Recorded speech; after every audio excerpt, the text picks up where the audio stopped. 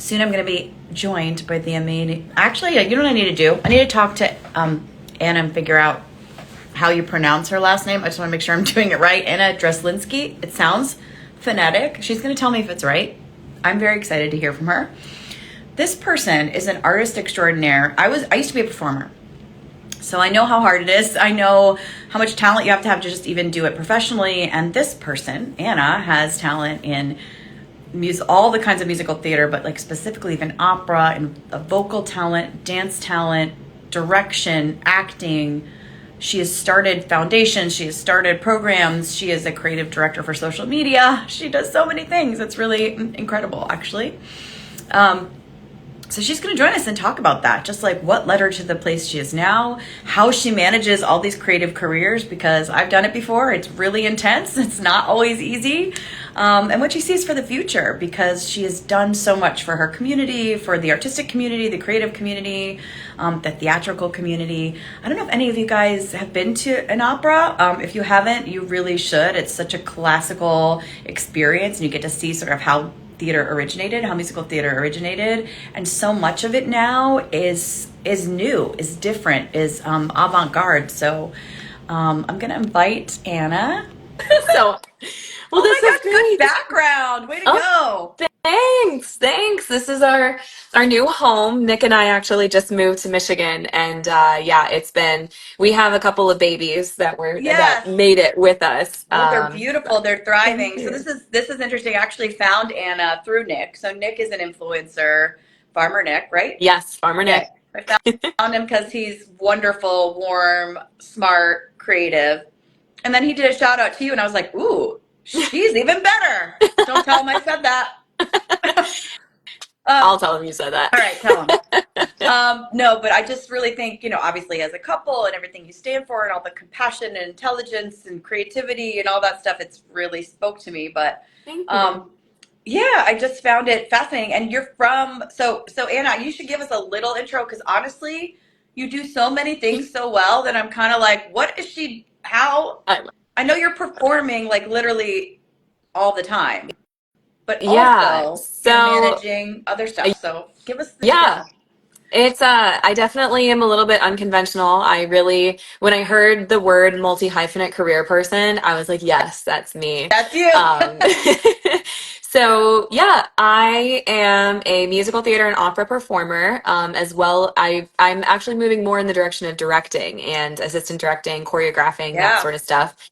I love organization. I think that that's the through line that works for me. I believe that our greatest creativity comes from strong organization. Yeah. So, I think we just have a lot more that we can explore when we feel safe, and that comes from organization. So, yeah, I perform, I sing, and I dance. And then I also am the creative director of a PR firm called Glodow Nead Communications in San Francisco. I saw that. Yeah, I absolutely love my office, my coworkers. They're absolutely incredible.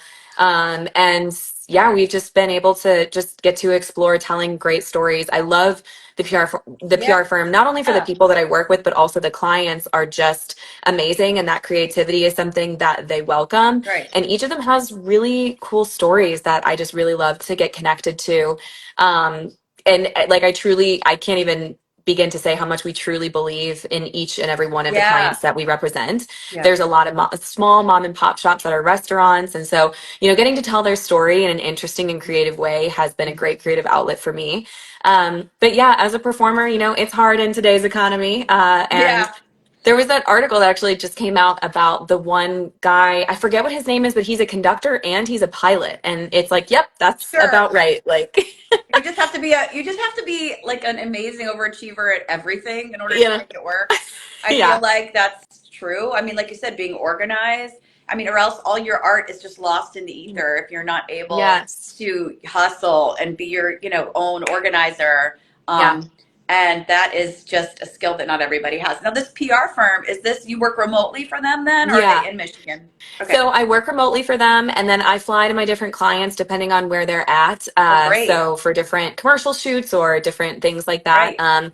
Yeah, but it's great. So I typically go out to San Francisco about once a month, and so it's easy for Nick and I then to pop down to LA because that's originally where we met and where we kind of started our Yeah. relationship. And so so it's kind of nice because we're very bi-coastal for sure. Yeah. So, but now you're in Michigan. So how's that working? Is that sort of your hub? And is it because so you had the land or family or what's the story? Yeah, so I grew up in Michigan originally and moved away for jobs. I mean, there's not a lot Yep. of performance opportunities here Yep. in Michigan. I'm sure you are aware. I know there's like a couple And great theaters, but you get those jobs mostly out of the yeah, city. So, yeah, isn't that wild? yeah. Yeah, and also Detroit doesn't actually have, which is interesting because we are Motown. We created an Yeah. entire genre of music, right? And we're really a big part of history Mm-hmm. in the sounds in jazz and all of that. But yeah, Motown does not have a resident theater that has its own troupe. Even the Garden Theater, which used to be called the Meadowbrook Theater, that's down in Detroit, they work closely with Wayne State, but in general, like everything is just tours. So you don't even, there's no Right. resident company really There's that no does company production. musicals other than Detroit, opera, but they don't do any musicals. It's just opera. And, there's just a lot of different things about each of the different types of musical, theater, play, opera, and we just don't have that in Detroit. Mm. So moved away, but my family is still here. And then we were looking for homes kind of all over the Yeah. place. We knew we were going to still be traveling a lot. Nick and I definitely spend a lot of like, really, we're a third of a time in each Yeah, I place, was a gonna third of a say time in New York, for a sure. third of a time in LA, and a third of a time here. Right. But yeah, so we found land out here and it's been amazing. We found 10 acres and this really interesting doomsday prepper's house. Ooh, so you have a bunker? Yes, we You have, I probably call it the zombie need gate. it. So Yeah, honestly, I think he was ahead of his he time. really was. He knew. He just He knew knew. what he was doing. Yep, but we have this built into the ground greenhouse, and that was the thing when we saw it that we were like, "This is just Yeah. we have to try," So you you're know? also really into the growing and the Yes, and yeah, farming essentially, right? yeah, I mean, urban farming kind of, yeah. but like or small land farming. Yep, definitely. I had owned a home previously, had a big garden, love it. Farmers markets, it's interesting though because I really in Michigan, not many people grow as much food as you can grow here. It's amazing what can grow here, and people just don't know it. You think it's So because there's it's cold, so such a cold season, or is it just people don't think they of it? just don't think like it's odd, it's kind of wild to me. I know it's Yeah, cold and it can get down to like, negative 20s for sure. in the winter. But honestly, you can grow stone fruit here. Like we were just going through and pulling all of these different fruits, plums, pears, And peaches, they can nectarines. survive outside Yes, through all the seasons. Yeah, yes. great. A lot of those are hardy plants that can last until into the negatives. And I was like, why do we not You could grow more food here? be But yeah, known for Michigan yeah. plums. You could have a special line of that. And with your PR background, I was gonna say with your PR background and your because it's really social media too that you're leaning into, right, with the PR. Yes. Do you help Nick with that, or is he sort of also great at it? Yeah, well, he's also great at it, that's for sure. But we have a fun. He's more on Yeah. camera talent, and I'm behind camera Which is funny talent. because you're great on camera, Oh, but I thanks. think that it takes a certain personality for sure. So my sister's an influencer. She's Yeah, similar to Nick's following. it's And amazing. she's awesome and she shares and shares. I think there's just certain personalities that are so comfortable sharing Yes, everything. And some yes. of us are a little bit more guarded. So it's like, Hmm. even though I think I'm pretty great on camera too, and I've done TV and I've done all that, it's not like my thing to like put myself out there all the time. I You know? understand. Yep. It's funny. So even though you're very talented and you have all these talents, you're not necessarily like the outward facing one. Yeah, not anymore. And I definitely like it that way. So, but yeah, we've worked together on a lot of different projects, and so that's So you have, definitely yeah, no, sorry, go I ahead. didn't mean to interrupt. But No, that's me also. I'm an I, interrupter. That's a I love personality it. trait. I love it. I'm Me just too. thinking really ahead. It's because we're creative. Yes, our brains are always going. You Yeah, know what I could do with some help on though is the organization. Actually, with I my got you. client work, I'm really organized. But when it comes to me and the business side, like branding and all that, which is something you're good at, I'm not great at that. It's So come I on. have excellent customer service. I'm excellent at Hmm. design. I'm great, and I'll take any opportunity and I'll do really well with it. But as far Yeah, as like what you do, where you're mapping out someone's potential and someone's success, that's really special. That's not something I'm great at. I appreciate that. Yeah, I mean, honestly, anytime you want to, like, we could do a little sesh. All We right, could let's write do out a little a 6 month little plan. sesh. I would love that. Oh my gosh, I would love that. But for you, you have to map out like your year kind of far ahead. So for a lot of the directing jobs and the choreography jobs, those are booked a ways out. You're starting to get into that that group. You know, there's a group of people who know each other and recommend each other. Are you finding you're getting directing jobs at places you've performed, or how is that working for you? Mostly right now, it's people that I work really well with that, have, it's interesting because really the history of musical theater in general is not something that's been around for a long time. Yeah. And there's not a clear path of how to become a director. And I think that that's why we're seeing this shift of how people are coming about these jobs. Going to school for it is something, but not everybody who's, and I think traditionally somebody who was a performer became a director, and that Yeah. isn't really the case.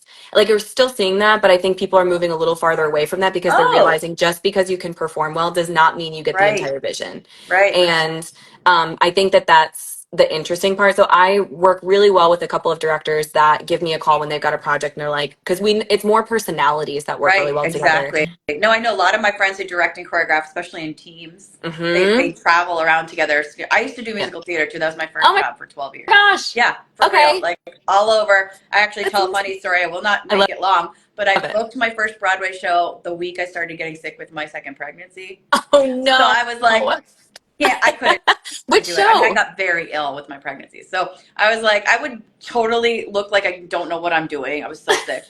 So I mean, you can, like, legally, Yeah. you should. If you're Yeah. pregnant, you should take Yeah. jobs. I just knew, I was like, this is a different level This of is, gross. Yeah. yeah. But so yeah, I've been there. I've been there in the traveling and Yeah. with my littlest.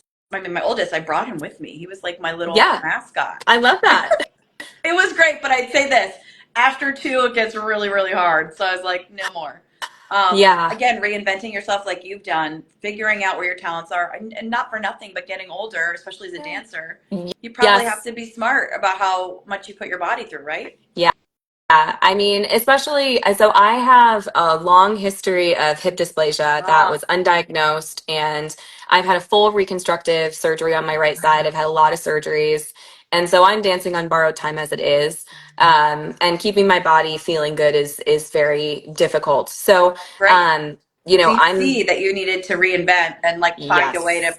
to express yourself in a different way. Yes, that's exactly it. And I feel like women have to do that so many times in their lives because our bodies just go through these incredible metamorphoses. And Yeah. it's really interesting and I mean, you as well. I mean, the Oh fact that yeah. you've gone from, musical theater to TV, being Yeah. a mom. And Yeah. I mean, I feel like multi-hyphenate is something that probably hits home for you as well. Almost every woman. Yeah. I really do think that every woman, a lot of that has to do with what society places upon us, Yes. of course. Yes. A lot of it has to do with the fact that we do bear children. So a lot of Yep. people who want to have families, there's a Yeah. downtime in that. I mean, there just is, whether or not you're on maternity leave or whatever. Yeah. And luckily, I'd like to see the paternity leave becoming more popular. That absolutely should be a Thank thing. We should goodness. be equal partners. Yep.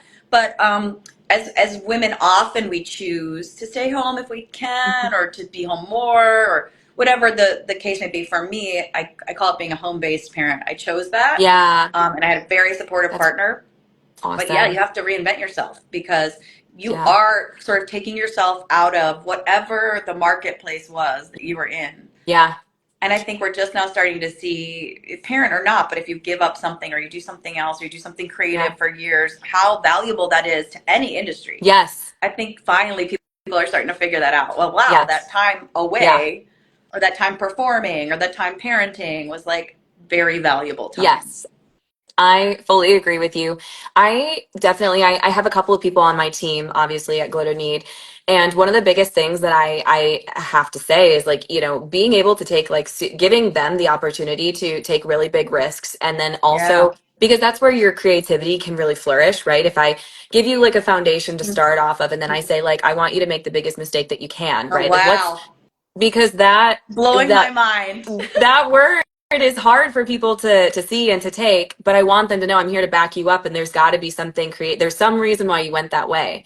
Oh And my gosh, so, I love that. you can't teach creativity. And I've definitely, through interview processes of bringing people on and building up our digital marketing team, it is really interesting. I love to just, like, place people, I love to be on teams with people who are better at certain things than I am, right? And I'm like, all right, so then how do we bring this together? It's the same thing with the arts, right?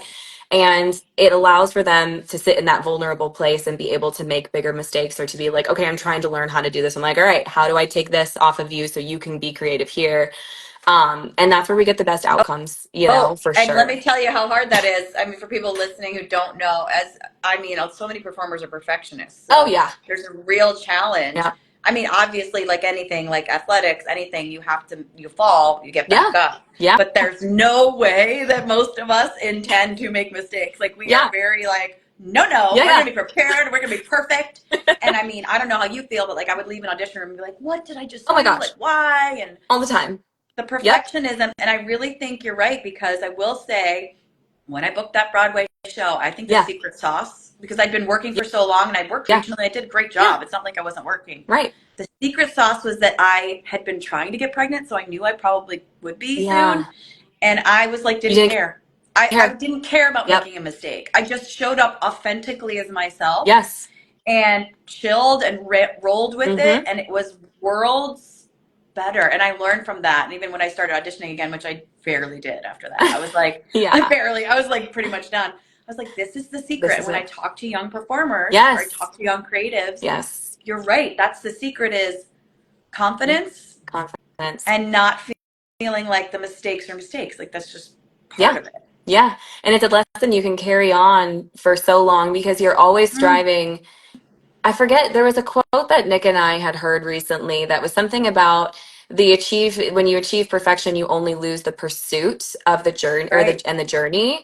And it's true that like every day has to be that, because then you're always growing. And if you achieve perfection, which we never do, it's false, right? It's false. Yeah. But And you actually lose. Yeah, you lose where to go and all of that. So I think it's incredibly, incredibly important. But and then having the support, that's the key, because like having you be a person like that, either as a director, as a, you know, we know as a performer in the ensemble, like we're all supporting each other. But having that PR support where somebody's like, just do it, or just try it, or just that's amazing. That's not something we get as creatives very often, I think. Very true. Very true. Yeah. Oh my gosh. So what's your next thing? What's your trajectory? Can you tell us, can you share with us over the next few months what we can expect? Yeah. So I am headed to LA Opera to go do Rigoletto, which will be very fun. And but beyond that, I have a couple of auditions that are going to be happening. But I wrapped a web series film up in Napa, which was really great. So editing all of that, and that will be released during Pride Month, which is very exciting.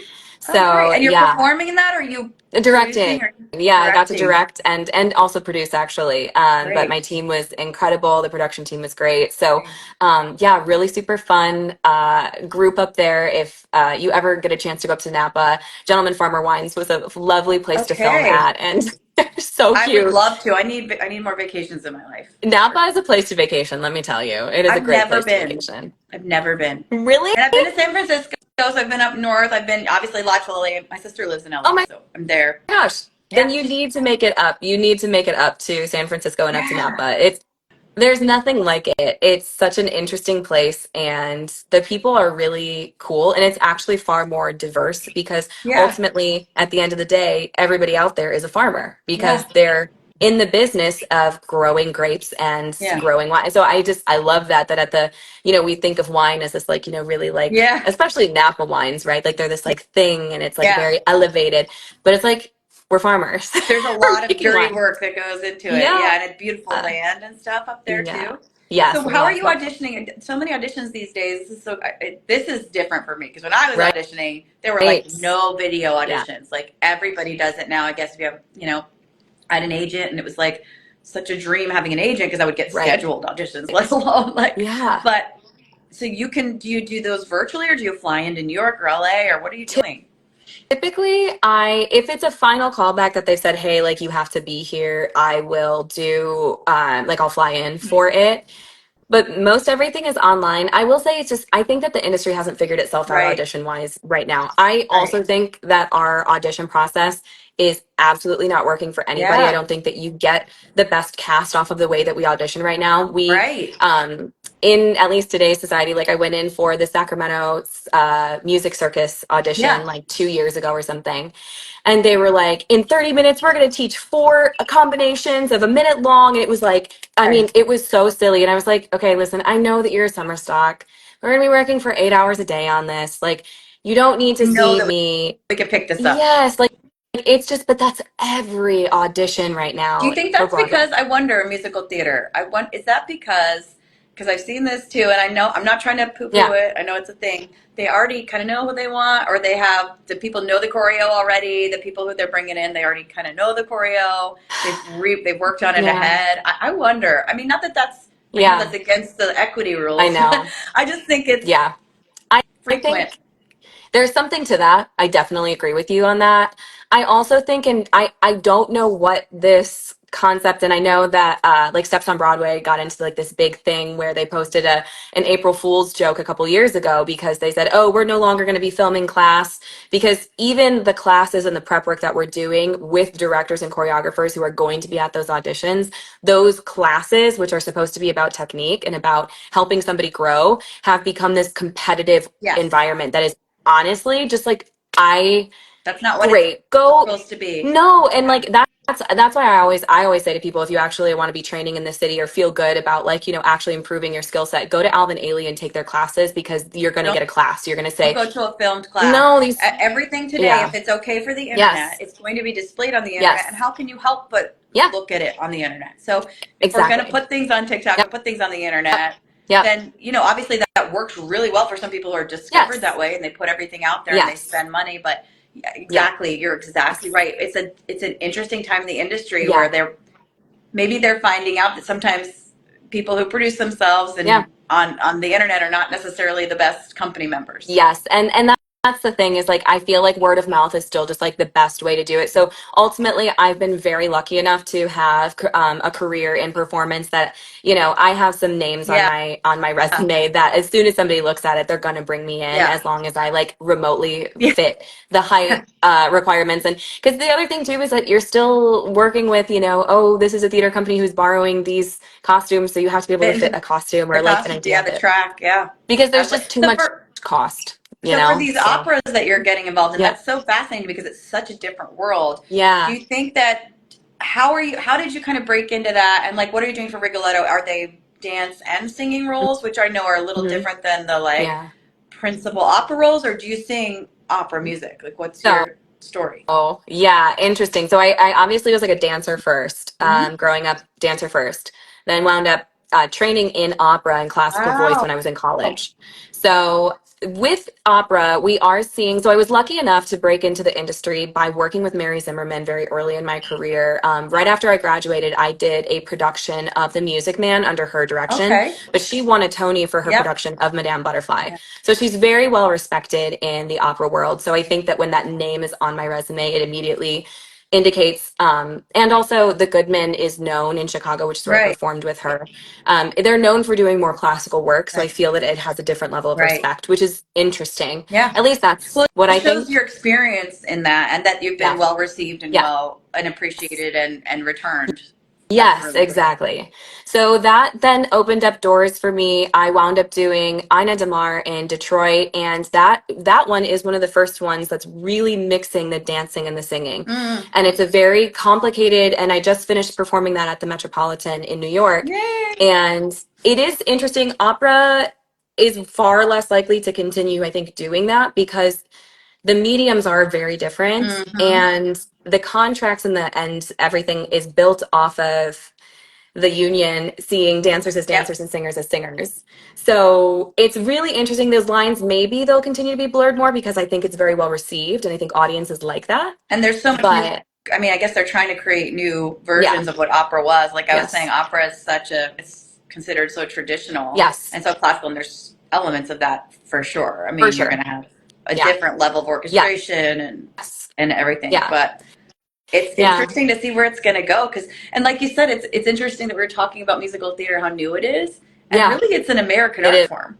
One of the Yep. few, like, I mean, we have so many beautiful things from like Southern cultures and the Black culture and like, you know, gospel and all that stuff. And rock and roll even really coming from the roots of, you know, Black America. But musical theater, it's interesting. Yeah, it really was. And I should know that because I did a thesis on it. Way back in the day. My thesis was on the translation, like how translations work in other countries. It was about something else, but just how uniquely American it is. And then when it's done in other countries, it's like a different thing. It's very interesting. Yeah, it's very different. We also just like don't have the palette for it here in America, but it's just for opera specifically, and then like musical theater now, it also like just can't survive for the cost and everything. And that's the interesting part is like, oh yeah, I wish, you know, I wish it was more accessible. Yeah. I mean, I think we're all sort of, like you said, it's like trying to figure it out because there's something so special about live theater. And when you go to a really great live production, it's unreal, the difference. But we are consuming it sort of. I don't know how you feel. I feel like we're consuming it as though we're consuming TikTok. Like we're not consuming it. Like audiences aren't consuming it right. Like I'll go to the theater, I'll be like, what are they doing? What are they, like they won't know when to clap and they won't like, they're consuming it. And not to be an old lady about it, I mean, we have to deal with it. That's what it is. Yeah. I think I go back and forth a little bit on it because I know that back in the day, people would like at opera specifically, they'd get up and they'd walk around and there wasn't any sort of like emphasis on actually sitting and watching the show. I didn't know that. Yeah. And then I think I always like it when people are encouraged to participate in the show, but it's not about your reaction to the show. It's about allowing it to happen. And I think that that's the difference with audiences now. But yeah, I think it's interesting about accessibility. Growing up as a Midwestern girl, I actually didn't see my first Broadway show until like 2 years ago. I knew the choreography because I'd been there for the auditions and I knew the choreo, but like I hadn't actually seen it. It's different. I remember also when I was auditioning for like, I was so happy sometimes I'd get to the final callbacks and stuff and I'd get a ticket and I was like, I could see it. But they're like, oh, did you see it? I was like, no, like you didn't see it. I mean, I can't afford it. You know? But we were not coming for money. So we were like working temp jobs and all that stuff. So yeah, I wish it was a little more accessible. I do like they have a lot of programs now, you know, the youth programs and educational programs. So they'll bring people in and you're very into that too, right? Are you still working with that theater company you started or how did? So Renaissance Theater Company is out here in Farmington. I will have conversations with them every once in a while with the director, but I did step away because I needed to be able to pursue my career in a different way. But that was like, I started right out of college, that theater program. And it was like my greatest joy. I do have a young woman who graduated and is now in Chicago at CCPA. And it just made me so happy that, you know, these kids who, after going away, seeing the performance community and seeing what these other people have access to, and then coming back and looking at these kids who just wanted an opportunity and preparing them for like what they were going to step into if they wanted to continue, there was such a disconnect there. And I loved that. I will go back into that at some point. Like it is, I want to continue to get back into the theater. Because education is so important. So many kids don't have the opportunity. And I also firmly believe that there's a place for exploratory theater and there's a place for preparatory theater. And so many programs do not have the excellence for students that they need in order for them to be prepared for the industry. And it drives me bonkers. And like that so behavior. Because you're talking about that the excellence and like how they define it. So I remember feeling pretty well prepared from my college program to audition, but also knowing that quickly that there's a lot they didn't know, and like we're not actually learning what it's like to be in the room. And you know, a lot of the formality we were taught about the audition process kind of hurt us going into professional theater because we weren't showing up as ourselves all the time. It was like, hello, my name is blah blah blah and I will be singing. Like that's not really how it works. You go in, I mean, yes, you're polite, you say, hey, what's up, this is my name. And they don't even need your name. Usually they have your headshot. They know your name. So it's like these things that you don't get to experience. And I think, like you said, just the vitality of teaching them authenticity, confidence, and like there's really no mistakes. I mean, when I graduated college, I was so underprepared. I did not even know that you were supposed to tape your resume. And I studied vocal performance, but it was the back. Didn't know that I was supposed to do that. So I went to my first audition and like had no idea, didn't know what I was singing, didn't realize that I needed to provide the music. Like I was completely, we did have that. know? Yeah, we did have that. Yeah, But even that, it just it changes so much. Yeah, does. exactly. You need to teach them, to be Yeah, prepared, organized, buttoned up. That's a yeah, huge thing to be able to teach them what it's really like yeah. to Just in audition in the case room. the audition team doesn't have it together, you need to be together. You Exactly. know what I mean? And have a Yeah. backup. Oh my gosh, Yeah, there's so many stories we I could know. talk about, I'm sure, coming upon the end here, but it's Yeah, been so fascinating to hear. I mean, how you made a career and how you continue to make a career and evolve and be a multi-hyphenate in this creative world is a crazy thing. I think I kind of strive for roots. I think part of me is like wanting to just establish this really successful yeah, design business so that I can have roots yeah, now. But I also really love, this is why I struggle a little bit because I am, yeah, have been a TV host like you have, been a performer. You've also been an administrator. You've also been a yeah, director. So I struggle with like, I'm good at a lot of things. yeah, What do I focus on to get the success I need in order to be able to branch out? yeah. It's challenging to know what to focus But on. you're doing a great job at it. I have to say, like, keep going. Kudos to you. It seems like you've got, on the outside, you look like you have I mean, everything all everybody together. I know does. exactly what you're about. I know what I'm about. That I have no problem with Yeah, sharing, as you know. I don't yeah. have a problem sharing as you don't either, which is great. No, I'm with you though. I mean, I just think you're inspiring to show us. I mean, you're also young. Thank I'm older. So I think, maybe when you're my age, you'll also be like, no, I really want to focus on this. I Yeah, want to just work on a theater company. I mean, maybe you'll be there, but this experience that you're getting yeah. is I, really good. And I it's going to appreciate it. do great things for the world. Oh, awesome. So what would you say? I like to ask these little questions at the end. Yeah. What's warming your heart these days? Because these are challenging days. Um, what's warming my heart these days? Well, I have to be honest and throw it to my fiance Nick and say he's definitely Oh, warming my heart these days. um, that's so you special. know, he was gone from we were gone from each other when I was filming last week, and then everything, and we got to be back together, and it just felt so great. And he's like my Yeah, absolute best friend, so yeah, it's really great. He's warming my heart, but also seeing our country really come out and speak. Granted, not everybody's speaking in a very nice way, but I am very warmed that people are speaking up about a yeah. lot of different things that are close to home for them, because that's like, if we start to not hear that and people to be indifferent or to not care, I feel that that shows that we've lost a lot of humanity. And Right. I think there's a lot of different dichotomies in our country right now, and so seeing people stand up, I wish we would do it in a more respectful way. However, Yeah. I'm glad to see that people And they're care, telling and that's really good their too. stories Yes, and yes, hopefully refinding that authenticity and not exactly. and reality Yes. of it. That's And I great. have to Although, say, my yeah, coworkers are also like, I'm working on some really fun accounts right now with my with the PR company, and I'm just really loving all of the initiatives that so many of these companies are doing to bring something better into the world and to create some. And it's really cool to see that and to see these stories. So that also, getting to work on that every you're day seeing with that these at the accounts. level Yeah, of the creative yeah, level. You're seeing people create businesses and try to be yes, strong businesses that are also based on yes, compassion yep, and creativity and interest in yes, humanity. That's awesome. 1000% Um, from top to bottom. so They're as letting somebody, their humanity impact. yeah. Yeah, As somebody who travels a lot, what sort of defines home to you? Because it can't always be Nick because he's not there all the time. Like yeah. what sort of makes a place feel like home? I think the place that feels like home, it's people that make it feel like home. I Hmm. have a couple of coworkers in San Francisco, pretty much all of them, any of them, if I called them and said, "Hey, can I come work with you today?" Like, they would open their doors immediately. Yeah, Same thing, Nick's family is in New York, and so when I'm out in New York getting to go be with his yeah, family who feel like mine, it's yeah.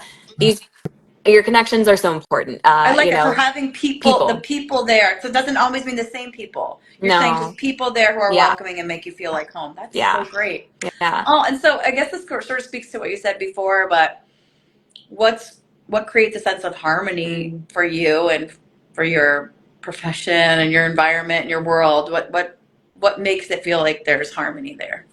I think letting go of perfectionism is really where the harmony comes in. Kind of Woo! back to that, of, Yes. and I really like to talk to my clients, my colleagues, my coworkers about that. Is it's like, we got to hold this loosely, because there's going to be something, like, something that goes really well and something that doesn't. And so I think that harmony really comes in play when you can balance those two, the positive and the negative, and you can say, all right, well, this didn't go well, but this did. It keeps you in a much healthier brain space. Oh, yeah. but yeah, I'm just very lucky that what I do is in the creative space. Yeah. So tapping into that is, I'm just very, very blessed to be able to do that. So, Oh, and work that way. well, it's the right fit for you. Yeah. I mean, for sure. That's wonderful to see. Do you have any show and tell? I can show you Lucy, my dog. You want to Yes, see I Lucy? would Wait, I'm love gonna go that. get That's a her. perfect show and tell. Come here. You know, in kindergarten, you always wish you could bring your pet to show and tell. Oh, Here's Lucy. hi, Lucy. Are you a golden retriever? She is, and she has dwarfism, so she's very She's little. little. She has like short legs. Yeah, she has Hi, little baby. legs. Say hi, She's like everybody. so. Hi, Oh. hi, Lucy. Say hi to the She's like, people. oh, You hello. are very cute. She's sweet. She's like, sure, thanks, mom. She's I'll been. go rest. I don't know if you have seen Shadow and Eagle, or Shadow and Jackie, the eagles that live in Big Bear, by I chance. just saw something about them. They must have hit my Instagram feed because of you. Yeah. Okay. Maybe I don't know. they had babies, and I so heard. Lucy and I have been, and Nick, we've all been watching the babies, and there's a live cam, and you can see it. So I definitely recommend. That's a nice, Yes, like. I saw it. Has the third egg hatched? No, not yet. Just the two. So Sometimes they just don't hatch, right? I mean, well, who it's been knows? 3 years. Anyway, there's 3 eggs. 2 of them hatched. Yep. We'll Yep. see what happens. That is fascinating. We actually have bald eagles around here. I've seen them in Oh, the sky really? in New Jersey. No way. So I've never seen a bald eagle before. And I was like downtown Montclair, which is a really cute town, by the way. And I just look up and there's 2 bald eagles flying like really close to me. I was like, what is happening? You're like, am I wild? That's my bald eagle story. But it was so nice to meet you. Nice to meet you too. We'll have to chat offline another time, but look more into your PR firm. It's so fascinating to me. I have a lot of friends who do PR for various industries, so it's just a fascinating thing. And to really believe in your clients is just absolutely the key. Sounds like you believe in everybody and everything that you do, and that's just very back at heartwarming. you. I see it in all of your posts and everything. And when you meet other people who can really like weave that into every part of their work, I think it just makes it so much more impactful. And that's that's where you just become so lucky. So I am amazed by what you've accomplished, and thank you. I'm really ready to see what the next thing is. Accomplishment, believe it or not, is the family that I don't even get to share on social media. Because ultimately, that's what's going to be my legacy. But I can't wait to see what you're doing. We'll chat, we'll collab. If you're ever in New York, call me. I definitely will. We're going to be in New York because maybe we're getting married in New York in about a month. So maybe? Yeah. I guess you got it planned. Yeah, we got it planned. Oh my God, exciting. Congrats. So we'll have to see you. We'll be in town. Oh my gosh. Oh, that'd be great. If you're going to be around for a while, absolutely. Great. Well, thank you so much. This was really fun. So nice to meet you.